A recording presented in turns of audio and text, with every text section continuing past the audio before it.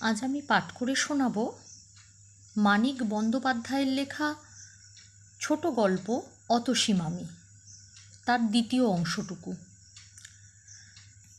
প্রথম অংশে আমরা শুনেছি যতীন মামার তার বাঁশির প্রতি ভালোবাসা, যতীন মামার স্ত্রী অতসী, সেই অতসীর প্রতি যতীন মামার যে ভালোবাসা সেই নিয়ে। কিন্তু এইবার আমরা শুনব যতীন মামাকে কেন বাঁশি ছাড়তে হলো, বা যতীন মামা এবং অতসী মামির শেষ পরিণতি কী হলো সেই সম্পর্কে।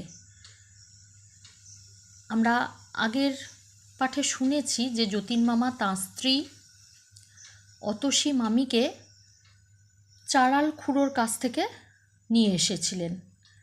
তো তারপর এবার বাকি অংশটুকু আমি পাঠ করে শোনাই, আশা করি সকলের ভালো লাগবে। আমি বললাম, চাঁড়াল খুড়ো আবার কি মামা? মামা বললেন, তুমি জানো না বুঝি? সে এক দ্বিতীয় মহাভারত। মামি বললে, গুরু নিন্দা করো না। মামা বললেন, গুরু নিন্দা কি? গুরুতর নিন্দা করব। ভাগ্নিকে দেখাও না অতসী তোমার পিঠের দাগটা। মামির বাধা দেয়া সত্ত্বেও মামা ইতিহাসটা শুনিয়ে দিলেন। নিজের খুড়ো নয়, বাপের পিস্তুত ভাই। মা বাবাকে হারিয়ে 17 বছর বয়স পর্যন্ত ওই খুড়োর কাছেই অতসী মামি ছিল। অত বড় মেয়ে, তাকে কিলচল লাগাতে খুড়োটির বাঁধতও না। আনুষাঙ্গিক অন্য সব তো ছিলই। খুড়োর মেজাজের একটি অক্ষয় চিহ্ন আজ পর্যন্ত মামির পিঠে আছে।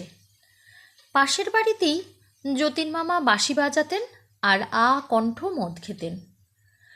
প্রায়ই খুড়োর গর্জন আর অনেক রাতে মামির চাপা কান্নার শব্দে তার নেশা ছুটে যেত।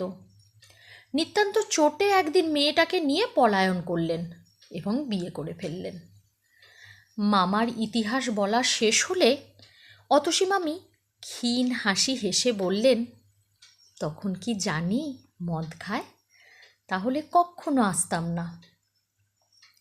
মামা বললেন, তখন কি জানি তুমি মাথার রতন হয়ে আঠার মতো লেপ্টে থাকবে, তাহলে কখনো উদ্ধার করতাম না। আর মদ না খেলে কি এক ভদ্রলোকের বাড়ি থেকে মেয়ে চুরি করার মতো বিশ্রী কাজটা করতে পারতাম গো? আমি ভেবেছিলাম বছরখানেক। মামি বললে, যাও চুপ করো, ভাগ্নের সামনে যা তা বকো না এরকম। মামা হেসে চুপ করলেন। মাস 2 পরের কথা। কলেজ থেকে শটান যতীন মামার ওখানে হাজির হলাম। দেখি জিনিসপত্র যা ছিল বাঁধা ছাদা হয়ে পড়ে আছে। অবাক হয়ে প্রশ্ন করলাম, এসব কি মামা? যতীন মামা সংক্ষেপে বললেন, দেশে যাচ্ছি। দেশ? দেশ আবার আপনার কোথায়? যতীন মামা বললেন, আমার কি একটা দেশও নেই ভাগ্নে? 500 টাকা আয়ের জমিদারি আছে দেশে, খবর রাখো। অতসী মামি বললে, হয়তো জন্মের মতোই তোমাদের ছেড়ে চললাম ভাগ্নে, আমার অসুখের জন্যই এটা হলো। বললাম, তোমার অসুখের জন্য? তার মানে? মামা বললেন, তার মানে বাড়িটা বিক্রি করে দিয়েছি।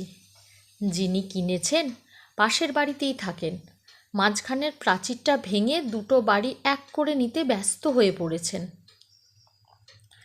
আমি ক্রুব্ধ কণ্ঠে বললাম, এত কাণ্ড করলে মামা, আমাকে একবারও জানালে না পর্যন্ত? যা খুশি তাই করলে, যা খুশি তাই ঠিক হলো। বাঁধা বিছানা আর তালাবন্ধ বাক্সের দিকে আঙুল বাড়িয়ে মামা বললেন, আজ রাত্রি ঢাকা মেলে রওনা হব। আমরা বাঙাল হে ভাগ্নে, জানো না বুঝি? বলে মামা হাসলেন। অবাক মানুষ, এমন অবস্থাও হাসি পায় মানুষের।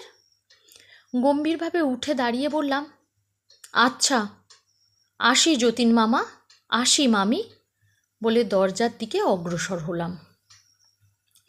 অতসী মামি উঠে এসে আমার হাতটা চেপে ধরে বললে, লক্ষ্মী ভাগ্নে, রাগ করো না।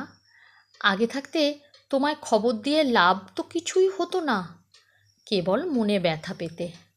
যে ভাগ্নে তুমি, কত কি হাঙ্গামা বাঁধিয়ে তুলতে, তার কি কোনো ঠিক আছে কিছু? আমি ফিরে গিয়ে বাঁধা বিছানাটার ওপর বসে বললাম, আজ যদি না আসতাম মামি, একটা খবরও তো পেতাম না। কাল এসে দেখতাম বাড়িঘর খাঁ খাঁ করছে।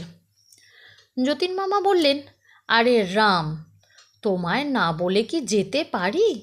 দুপুরবেলা সেনের ডাক্তারখানা থেকে ফোন করে দিয়েছিলাম তোমাদের বাড়িতে, কলেজ থেকে বাড়ি ফিরলেই খবর পেতে। বাড়ি আর গেলাম না। শিয়ালদহ স্টেশনে মামা মামিকে উঠিয়ে দিতে গেলাম। গাড়ি ছাড়ার আগে কতক্ষণ সময় যে কি করে কাটলো, কারও মুখে কথা নেই।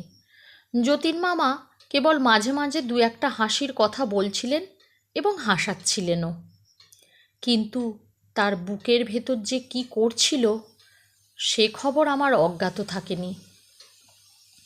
গাড়ি ছাড়বার ঘণ্টা বাজলে যতীন মামা আর অতসী মামিকে প্রণাম করে গাড়ি থেকে নামলাম। এইবার যতীন মামা অন্যদিকে মুখ ফিরিয়ে রইলেন। আর বোধহয় মুখে হাসি ফুটিয়ে রাখা তার পক্ষে সম্ভব হলো না। জানলা দিয়ে মুখ বার করে মামি ডাকলে, শোনো। কাছে গেলাম। মামি বললে, তোমাকে ভাগ্নে বলি আর যাই বলি, মনে মনে জানি তুমি আমার ছোট ভাই। পারো তো একবার বেড়াতে গিয়ে দেখা দিয়ে এসো। আমাদের হয়তো আর কলকাতায় আসা হবে না কোনো দিনই। জমির ভারী ক্ষতি হয়ে গেছে, যেও কেমন ভাগ্নে। মামির চোখ দিয়ে টপ টপ করে জল ঝরে পড়ল। ঘাড় নেড়ে জানালাম, যাব। বাঁশি বাজিয়ে গাড়ি ছাড়ল। যতক্ষণ গাড়ি দেখা গেল অপলক দৃষ্টিতে চেয়ে রইলাম। দূরের লাল সবুজ আলোকবিন্দুর ওপারে যখন একটি চলন্ত লাল বিন্দু অদৃশ্য হয়ে গেল, তখন ফিরলাম। চোখের জলে দৃষ্টি তখন ঝাপসা হয়ে গেছে। মানুষের স্বভাবই এই, যখন যে দুঃখটা পায় তখন সেই দুঃখটাকেই সকলের বড় করে দেখে। নইলে কে ভেবেছিল যে যতীন মামা আর অতসী মামির বিচ্ছেদে 21 বছর বয়সে আমার দু চোখ জলে ভরে গিয়েছিল, এবং সেই যতীন মামা আর অতসী মামি একদিন আমার মনের এক কোণে সংসারের সহস্র আবর্জনার তলে চাপা পড়ে যাবেন। জীবনে অনেকগুলি ওলট পালট হয়ে গেল। যথা সময়ে ভাগ্য আমার ঘাট ধরে যৌবনের কল্পনার সুখ স্বর্গ থেকে বাস্তবের কঠোর পৃথিবীতে নামিয়ে দিল। নানা কারণে আমাদের অবস্থা খারাপ হয়ে পড়ল। বালিগঞ্জের বাড়িটা পর্যন্ত বিক্রি করে ঋণ শোধ দিয়ে 80 টাকা মাইনের একটা চাকরি নিয়ে শ্যামবাজার অঞ্চলের ছোট্ট একটা বাড়ি ভাড়া করে উঠে গেলাম। মার কাদা কাটায় গলে একটা বিয়েও করে ফেললাম। প্রথম সমস্ত পৃথিবীটাই যেন তেতো লাগতে লাগলো। জীবনটা বিস্বাদ হয়ে গেল। আশা আনন্দের এতটুকু আলোড়নও ভেতরে খুঁজে পেলাম না। তারপর ধীরে ধীরে সব ঠিক হয়ে গেল। নতুন জীবনের রসের খোঁজ পেলাম। জীবনের জুয়া খেলায় হার জিতের কথা কদিন আর মানুষ বুকে পুষে রাখতে পারে? জীবনে যখন এই সব বড় বড় ঘটনা ঘটছে, তখন নিজেকে নিয়ে আমি এত ব্যাপৃত হয়ে পড়লাম যে কবে এক যতীন মামা আর অতসী মামির স্নেহ পরম সম্পদ বলে গ্রহণ করেছিলাম, সে কথা মনে ক্ষীণ হতে ক্ষীণতর হয়ে গেল। 7 বছর পরে আজ কচ্চিৎ কখনো হয়তো একটা অস্পষ্ট স্মৃতির মতো তাদের কথা মনে পড়ে। মাঝে একবার মনে পড়েছিল যতীন মামাদের দেশে চলে যাওয়ার বছর 3 পরে। সেইবার ঢাকা মেলে কলিশন হয়। মৃতদের নামের মাঝে যতীন্দ্রনাথ রায় নামটা দেখে যে খুব একটা ঘা লেগেছিল সে কথা আজও মনে আছে। ভেবেছিলাম একবার গিয়ে দেখে আসব, কিন্তু হয়নি। সেদিন আপিস থেকে ফিরে দেখি আমার স্ত্রীর কঠিন অসুখ। মনে পড়ে যতীন মামার দেশের ঠিকানায় একটা পত্র লিখে দিয়ে এই ভেবে মনকে সান্ত্বনা দিয়েছিলাম, ও নিশ্চয়ই আমার যতীন মামা নয়। পৃথিবীতে যতীন্দ্রনাথ রায়ের অভাব তো নেই। সে চিঠির কোনো জবাব আসেনি। স্ত্রীর অসুখের হিড়িকে কথাটাও আমার মন থেকে মুছে গিয়েছিল। তারপর গড়িয়ে গড়িয়ে আরও 4টে বছর কেটে গেল। আমার ছোট বোন বীণার বিয়ে হয়েছিল ঢাকায়। পুজোর সময় বীণাকে তারা পাঠালে না। অগ্রহায়ণ মাসে বীণাকে আনতে ঢাকা গেলাম, কিন্তু আনা হলো না। গিয়েই দেখি যে বীণার শাশুড়ির খুব অসুখ। আমি যাবার আগের দিন হু হু করে জ্বর এসেছে। ডাক্তার আশঙ্কা করেছেন নিউমোনিয়া। ছুটি ছিল না, ক্ষুণ্ণ হয়ে একাই ফিরলাম। গোয়ালন্দে স্টিমার থেকে নেমে ট্রেনের একটা ইন্টারে ভিড় কম দেখে উঠে পড়লাম। 2টি মাত্র ভদ্রলোক, এক কোণে র্যাপার মুড়ি দেয়া একটি স্ত্রীলোক। খুব সম্ভব এদেরই একজনের স্ত্রী। জিনিসপত্রের একান্ত অভাব। খুশি হয়ে একটা বেঞ্চিতে কম্বলের ওপর চাদর বিছিয়ে বিছানা করলাম। বালিশ ঠেসান দিয়ে আরাম করে বসে পা দুটো কম্বল দিয়ে ঢেকে একটা ইংরেজি মাসিকপত্র বার করে ওপেনহেমের ডিটেকটিভ গল্পে মনোসংযোগ করলাম। যথাসময়ে গাড়ি ছাড়ল এবং পরে স্টেশনে থামল, আবার চলল। এটা ঢাকা মেল বটে, কিন্তু পোড়াদ পর্যন্ত প্রত্যেক স্টেশনে থেমে থেমে প্যাসেঞ্জার হিসাবেই চলে। পোড়াদের পর ছোটোখাটো স্টেশনগুলি বাদ দেয় এবং গতিও কিছুটা বাড়ায়। গোয়ালদের পর গোটা 3 স্টেশন পার হয়ে একটা স্টেশনে গাড়ি দাঁড়াতেই ভদ্রলোক 2টি জিনিসপত্র নিয়ে নেমে গেলেন। স্ত্রীলোকটি কিন্তু তেমনই ভাবে বসে রইলেন। ব্যাপার কি, একে ফেলেই দেখছি সব নেমে গেলেন। এমন অন্যমনস্কও তো কখনো দেখিনি। ছোটোখাটো জিনিসই মানুষের ভুল হয়, তা বলে একটা আস্ত মানুষ, তাও আবার একজনের অর্ধাঙ্গ, তাকে আবার কেউ ভুল করে ফেলে যায় নাকি? জানালা দিয়ে তাকিয়ে দেখলাম পিছনে দৃকপাত মাত্র না করেই তারা স্টেশনের গেট পার হচ্ছেন। হয়তো ভেবেছেন চিরদিনের মতো আজও স্ত্রীটি তাদের পিছু পিছু চলেছে। চেঁচিয়ে ডাকলাম, ও মশাই, মশাই, শুনছেন? গেটের ওপারে ভদ্রলোক 2টি অদৃশ্য হয়ে গেলেন। বাঁশি বাজিয়ে গাড়িও ছাড়ল। অগত্যা নিজের জায়গায় বসে পড়ে ভাবলাম, তবে কি ইনি একাই চলেছেন নাকি? বাঙালির মেয়ে নিশ্চয়ই। র্যাপার দিয়ে নিজেকে ঢাকবার কায়দা দেখেই সেটা বোঝা যায়। বাঙালির মেয়ে এই রাত্রির বেলা নিঃসঙ্গ যাচ্ছে, তাও আবার পুরুষদের গাড়িতে। একটু ভেবে বললাম, দেখুন, শুনছেন? সাড়া নেই। বললাম, আপনার সঙ্গীরা সব নেমে গেছে, শুনছেন? এইবার আলোয়ানের পোটলা নড়ল এবং আলোয়ান ও ঘোমটা সরে গিয়ে যে মুখখানা বার হলো দেখেই আমি চমকে উঠলাম। কিছু নেই, সে মুখের কিছুই এতে নেই। আমার অতসী মামির মুখের সঙ্গে এ মুখের অনেক অনেক তফাৎ, কিন্তু তবু আমার মনে হলো এ আমার অতসী মামি। মৃদু হেসে বললে, গলা শুনেই মনে হয়েছিল এ আমার ভাগ্নের গলা, কিন্তু অতটা আশা করতে পারিনি।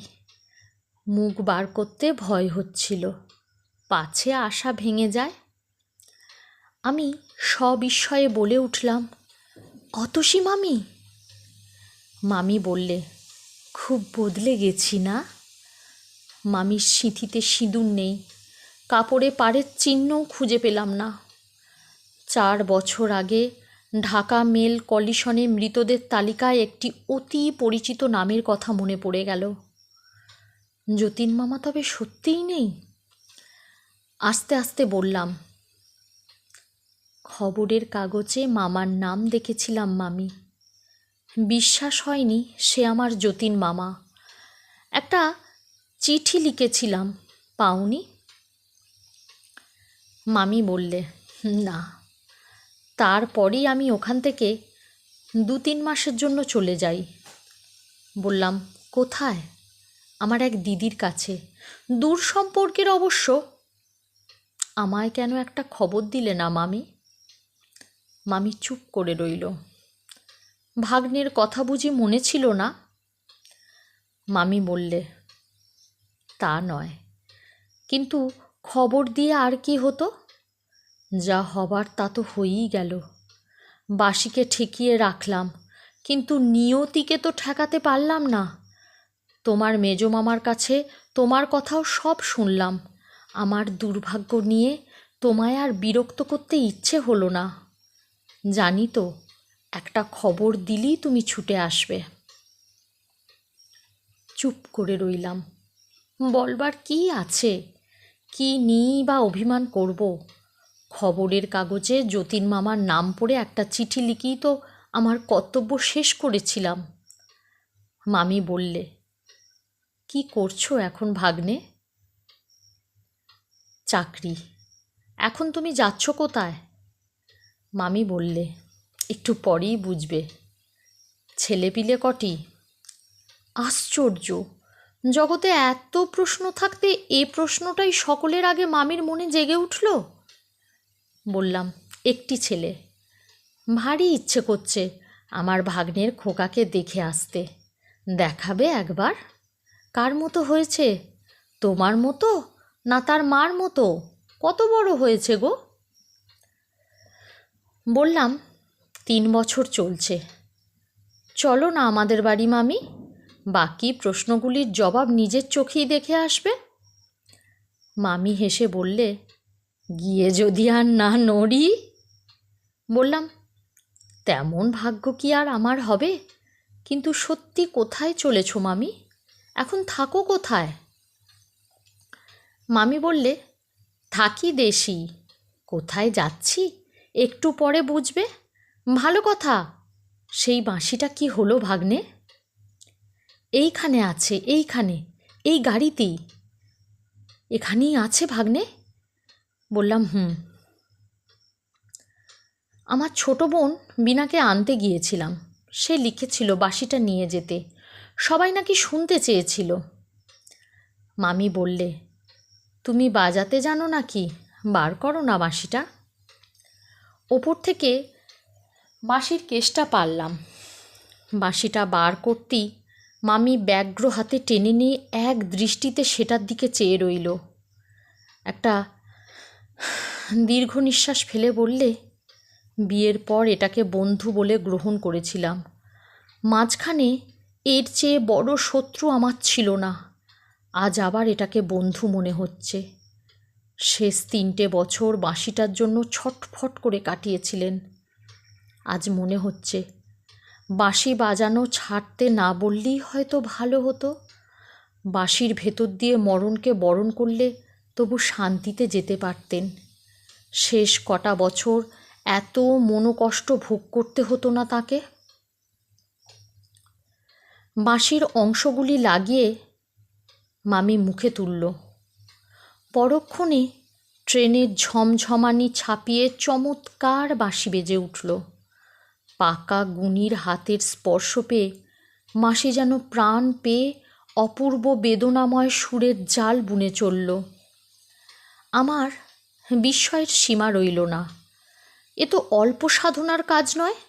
যাত্রার হাতে বাঁশি তো এমন অপূর্ব কান্না কাঁদে না। মামির চক্ষু ধীরে ধীরে নিমীলিত হয়ে গেল। তার দিকে চেয়ে ভবানীপুরের একটা অতি ক্ষুদ্র বাড়ির প্রদীপের স্বল্পালোকে বারান্দায় দেয়ালে ঠেস দেয়া এক সুরসাধকের মূর্তি আমার মনে জেগে উঠল। মাঝে 7টা বছর কেটে গেছে। যতীন মামার যে অপূর্ব বাঁশির সুর একদিন শুনেছিলাম, সে সুর মনের তলে কোথায় হারিয়ে গেছে। আজ অতসী মামির বাঁশি শুনে মনে হতে লাগলো সেই হারিয়ে যাওয়া সুরগুলি যেন ফিরে এসে আমার প্রাণে মৃদু গুঞ্জন শুরু করে দিয়েছে। এক সময়ে বাঁশি থেমে গেল। মামির একটা দীর্ঘ নিঃশ্বাস ঝরে পড়ল, আমারও। কতক্ষণ স্তব্ধ হয়ে থেকে বসলাম। এ কথাটাও তো গোপন রেখেছিলে মামি। মামি বললে, বিয়ের পরই শিখিয়েছিলেন।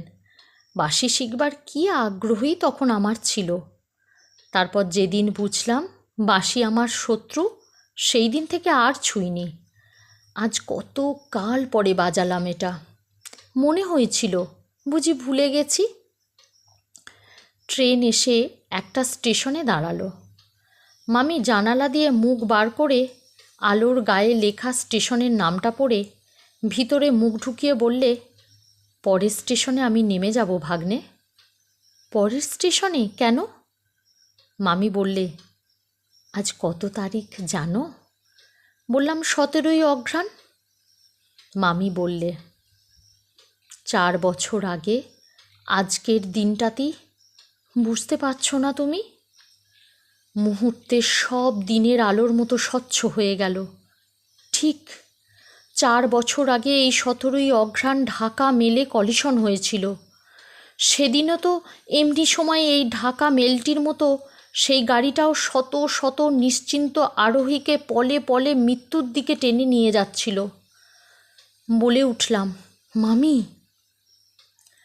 মামি স্থির দৃষ্টিতে আমার মুখের দিকে চেয়ে থেকে বললে, সামনের স্টেশনের অল্প ওদিকে লাইনের ধারে কঠিন মাটির ওপর তিনি মৃত্যু যন্ত্রণায় ছটফট করছিলেন। প্রত্যেক বছর আজকের দিনটিতে আমি ওই তীর্থ দর্শন করতে যাই। আমার কাছে আর কোনো তীর্থের এতটুকু মূল্য নেই। হঠাৎ জানালার কাছে সরে গিয়ে বাইরের দিকে আঙুল বাড়িয়ে মামি বলে উঠল, ওই ওই ওই যে ওইখানে, দেখতে পাচ্ছ না? আমি তো স্পষ্ট দেখতে পাচ্ছি তিনি যন্ত্রণায় ছটফট করতে করতে একটু স্নেহ শীতল স্পর্শের জন্য ব্যগ্র হয়ে রয়েছেন। একটু জলের জন্যই হয়তো। উফ মাগো, আমি তখন কোথায়? 2 হাতে মুখ ঢেকে মামি ভেতরে এসে বসে পড়ল। ধীরে ধীরে গাড়িখানা স্টেশনের ভেতর ঢুকল। বিছানাটা গুটিয়ে নিয়ে আমি বললাম, চলো মামি, আমি তোমার সঙ্গে যাব। মামি বললে, না। বললাম, এই রাত্রে তোমাকে একলা যেতে দিতে পারবো না মামি। মামির চোখ জ্বলে উঠল। ছি, তোমার তো বুদ্ধির অভাব নেই ভাগ্নে। আমি কি সঙ্গী নিয়ে সেখানে যেতে পারি? সেই নির্জন মাঠে সমস্ত রাত আমি তার সঙ্গ অনুভব করি। সেখানে কি কাউকে নিয়ে যাওয়া যায়? ওইখানের বাতাসে যে তার শেষ নিঃশ্বাস রয়েছে। অবুঝ হইও না ভাগ্নে। গাড়ি দাঁড়ালো। বাঁশিটা তুলে নিয়ে মামি বললে, এটা নিয়ে গেলাম ভাগ্নে। এটার ওপর তোমার চেয়ে আমার দাবি বেশি। দরজা খুলে অতসী মামি নেমে গেলেন। আমি নির্বাক হয়ে চেয়ে রইলাম। আবার বাঁশি বাজিয়ে গাড়ি ছাড়ল। খোলা দরজাটা একটা করুণ শব্দ করে আছড়ে বন্ধ হয়ে গেল। গল্প পাঠ ভালো লাগলে লাইক, কমেন্ট, শেয়ার করবেন। আর আমার আরও গল্প শুনতে হলে আমার চ্যানেলটিকে সাবস্ক্রাইব করে আমার পাশে থাকবেন। আবার আসবো এরকমই সুন্দর এক ছোট গল্প নিয়ে। সকলে ভালো থাকুন। নমস্কার।